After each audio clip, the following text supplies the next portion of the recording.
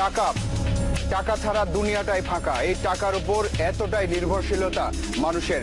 টাকার অভাব পড়লে একটা টাকার গাছ থাকলে ভালো হতো, এমন কথাও হর হামেশাই বলে মানুষ, কিন্তু সেটা তো আর স্বপ্নে ছাড়া সম্ভব নয়। আর এই কারণেই মানুষ কখনো তার নিজের মেধা দিয়ে, কখনো দৈহিক পরিশ্রম দিয়ে টাকা উপার্জন করে। আর লোভে মরিয়া কিছু মানুষ বিভিন্ন ঘুর পথে টাকার পাহাড় গড়ে তোলে। তালাশের এবারের পর্বে আমরা সেসব মানুষের সাথে পরিচিত হব যাদের কাছে টাকার গাছ নেই, কিন্তু এমন মেশিন আছে যেখান থেকে কারি কারি টাকা বেরিয়ে আসে। ব্যস্ততার মধ্যে দিয়ে যাবে।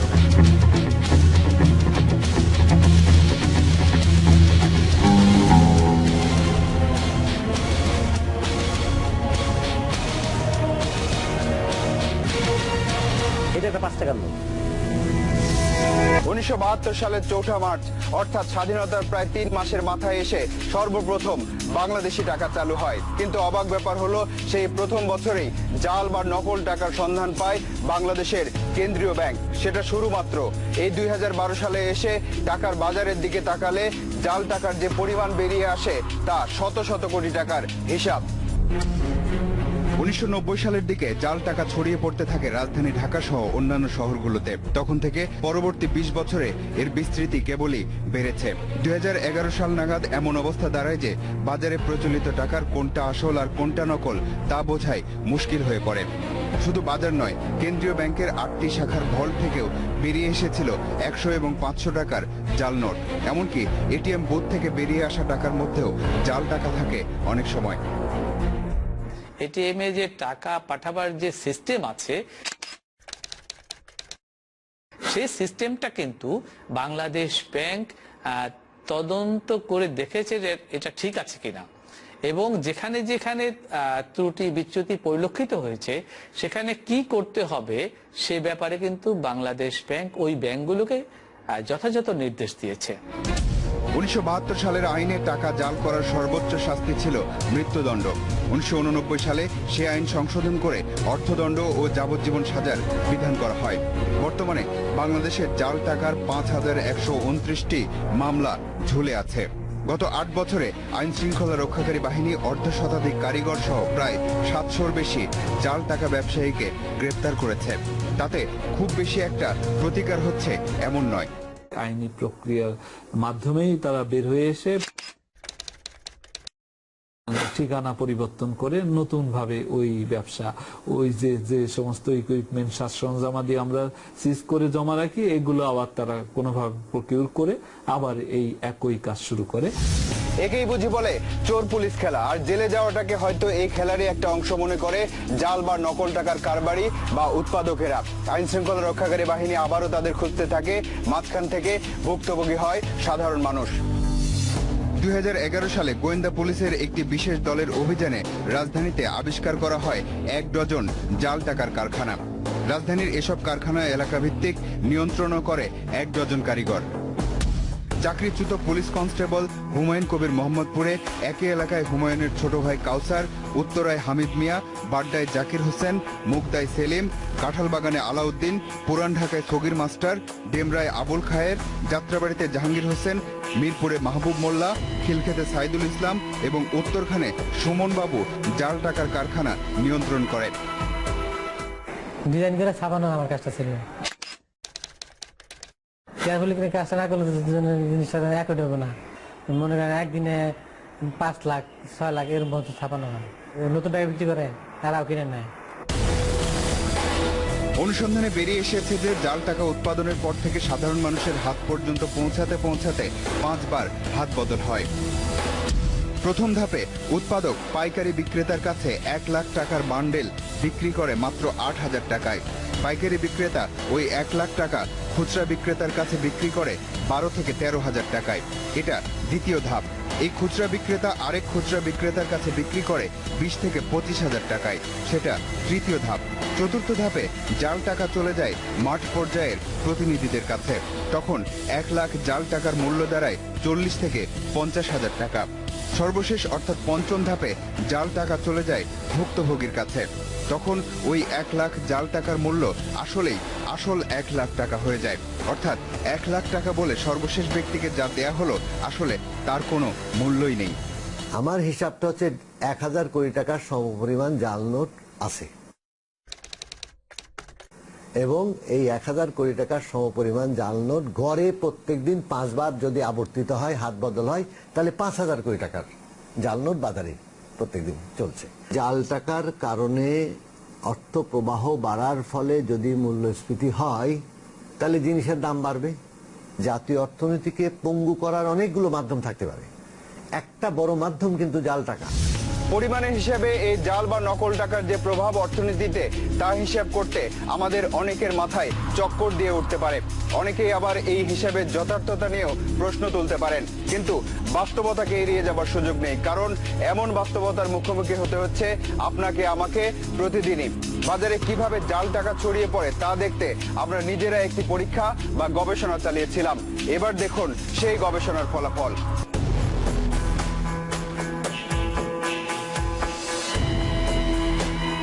মোহাম্মদপুর কৃষি মার্কেটের একটি ইলেকট্রনিক সামগ্রীর দোকান। এই দোকান থেকে 800 টাকা দিয়ে একটি টেবিল ল্যাম্প কেনা হলো। দোকানদারকে একটি আসল 500 টাকার নোটের সাথে একটি 500 টাকার নকল নোট দেয়া হলো, কিন্তু দোকানদার কিছুই বুঝলো না। এটা ঠিক লাগতেছে, এটা তো একটু আমার কাছে এটা অন্যরকম লাগতেছে। আমি একটু ব্যস্তর মধ্যে ছিলাম, এই আপনারা আসছেন এই জন্য ব্যস্তর মধ্যে, এই জন্য আমি চেক করতে পারিনি ঠিক মতো। এবার আলু পেঁয়াজের দোকান থেকে 600 টাকার আলু, পেঁয়াজ ও রসুন কেনা হলো। আবার সেই জাল নোট চালানোর চেষ্টা করা হলো। জাল জাল এটা জাল দেখি জাল কেমন বুঝলেন এটা জাল? এখানে বাংলাদেশের সিলি নেই। এবার একটি স্বর্ণের দোকান থেকে 1200 টাকায় নাকফুল কেনা হলো। একটি আসল নোটের সাথে 2টি নকল টাকা দেয়া হলো। ধরতে পারলেন না দোকানদার। তখন কিনেন না কেন? মানে বেচা কিনার ভিতরে দেখা গেছে জিনিসটা মানে আমরা সময় পাই না। ধানমন্ডির একটি চশমার দোকান। একটি সানগ্লাস কেনা হলো 800 টাকায়। দুটো একসাথে দিছে, এভাবে দিছে, অনেক তো বোঝা যায় না, অনেক সময় রেখে দিই কাস্টমারের জন্য। ঢাকা বিশ্ববিদ্যালয়ের টিএসসি মোড়। জাল নোট দিয়ে এখান থেকেও অনায়াসে 1 প্যাকেট সিগারেট কেনা গেল। চিনতে পারি না, আমি মনে রেখে দিলাম তাড়াতাড়ি করে টাকাটা। বেইলি রোডের পারফিউমের দোকান।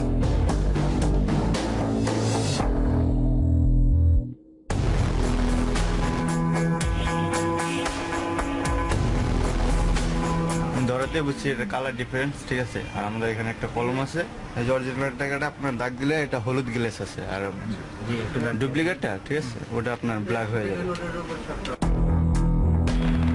রামপুরা কাঁচা বাজারের ফলের দোকান।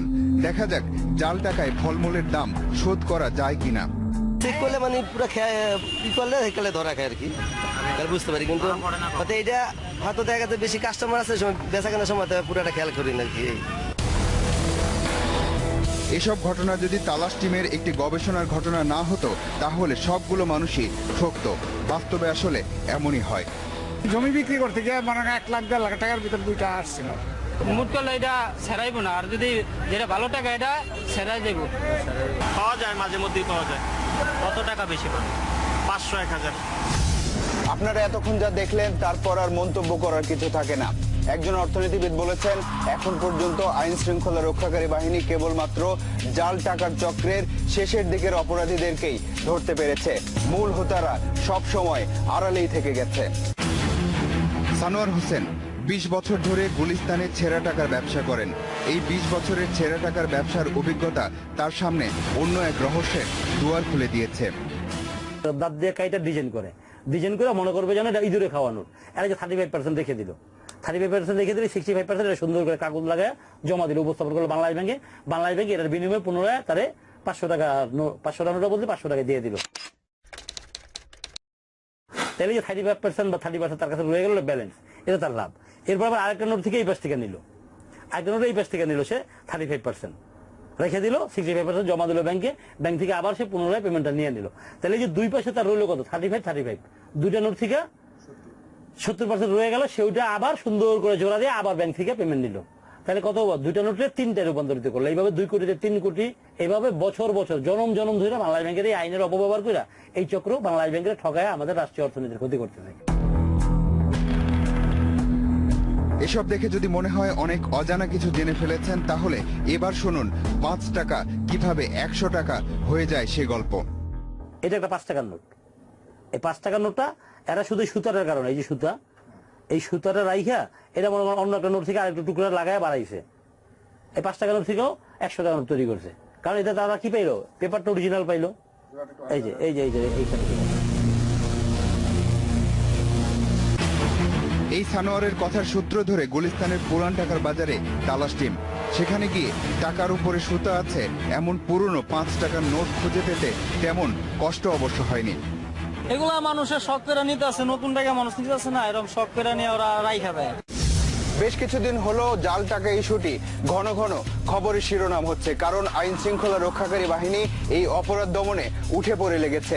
মাত্র একদিনের ব্যবধানে র্যাব আর গোয়েন্দা পুলিশের হাতে প্রায় 1.5 কোটি জাল টাকা আর এর সাথে সংশ্লিষ্ট অপরাধীদের আটক হওয়ার ঘটনার দিকে এবার নজর দেব আমরা। 28 জুলাই শনিবার দুপুর মিরপুরে র্যাব 4-এর কার্যালয়। র্যাবের হাতে আটক রাকিব নামের জাল টাকার এক কারিগর। উদ্ধার করা হয়েছে 33 ধরনের রাসায়নিক পদার্থ ও সরঞ্জাম, যেসব দিয়ে জাল টাকা তৈরি করত রাকিব। 27 জুলাই শুক্রবার রাজধানীর মিন্টু রোডে মহানগর গোয়েন্দা পুলিশের কার্যালয়।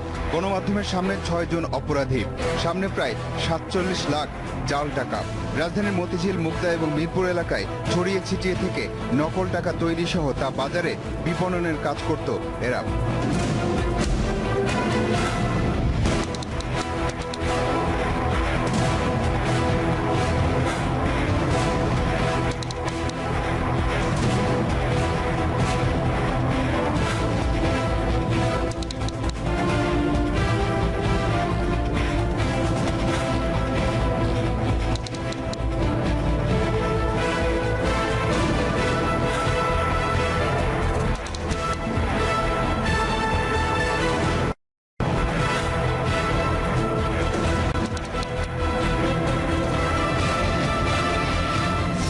গণমাধ্যমের সামনে হাজির করা জাল টাকার এক চক্রের সাথে প্রাথমিক পরিচয় হলো আপনাদের, কিন্তু আপনারা কেবল একটি ঘটনার শেষের দৃশ্য দেখলেন। এমন অবস্থা তৈরি হওয়ার অনেক আগে থেকেই চরিত্রগুলোর দিকে নজর রাখছিল তালাশ টিম, আর সে নজরে ধরা পড়েছে জাল টাকা তৈরি করা থেকে শুরু করে বাজারজাতকরণ পর্যন্ত পুরো প্রক্রিয়া। সেসব দেখব, তবে তার আগে গুনে গুনে 4 মিনিটের বিরতি। ঘটনার পেছনে অনেক ঘটনা থাকে, বিরতির আগ পর্যন্ত আপনারা কেবল ঘটনা দেখেছেন। ইঙ্গিত দিয়েছিলাম সেই ঘটনার পেছনের ঘটনায় আপনাদেরকে নিয়ে যাব। বিরতির সময়টাতে যারা ধৈর্য ধরেছিলেন তারা চলুন এবার দেখে আসি সেই ঘটনার পেছনে আরো কি কি ঘটনা ঘটেছে। এই যে রোজিনা, যার সাথে আপনারা বিরতির আগে পরিচিত হয়েছেন। রোজিনা জাল টাকা উৎপাদকের কাছ থেকে 8,000 আসল টাকায় 1 লাখ নকল টাকা কিনে খুচরা জাল টাকা বিক্রেতার কাছে বিক্রি করে 15 থেকে 20,000 টাকায়। অর্থাৎ 1 লাখ নকল টাকা বেচতে পারলে তার লাভ থাকে 8 থেকে 12,000 টাকা।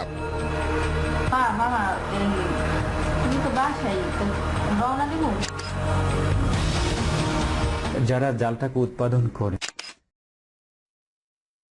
তারা নিজেরা বাইরে খুব সচরাচর গমন করেন না এবং সবার কাছে জাল টাকা বিক্রি করেন না।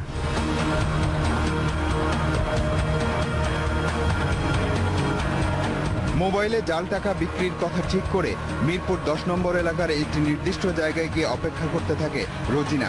এর মধ্যে আরো 2-1 যোগাযোগ। 1 মিনিট 2 মিনিট করতে করতে পেরিয়ে যায় প্রায় 2 ঘন্টা। এবার দৃশ্যপটে আরেকজন সাইকেল নিয়ে রোজিনার পাশে হাঁটছে, শহীদ। এই শহীদ তৃতীয় ধাপের জাল টাকার কারবারি, অর্থাৎ রোজিনার কাছ থেকে জাল নোটগুলো নিয়ে মাঠ পর্যায়ের জাল টাকার ব্যবসায়ীদের কাছে বিক্রি করবে। রোজিনার অপেক্ষা 2 ঘন্টার হলেও আসল ঘটনা ঘটল মুহূর্তেই। জাল টাকার লেনদেন হয়ে গেল রোজিনা আর শহীদের। কতদিন ধরে এই ব্যবসা করে আপনার? মরিয়ম শহীদের স্ত্রী, সেও এই জাল টাকার ব্যবসায় জড়িত। তার মানে শহীদ আর মরিয়মের এটা পারিবারিক ব্যবসা। শহীদের সংগ্রহ করা জাল টাকাগুলো মরিয়ম কখনো মাঠ পর্যায়ের জাল টাকার ব্যবসায়ীদের কাছে বিক্রি করে, কখনো নিজেই দোকানে জিনিসপত্র কেনার ছলে চালিয়ে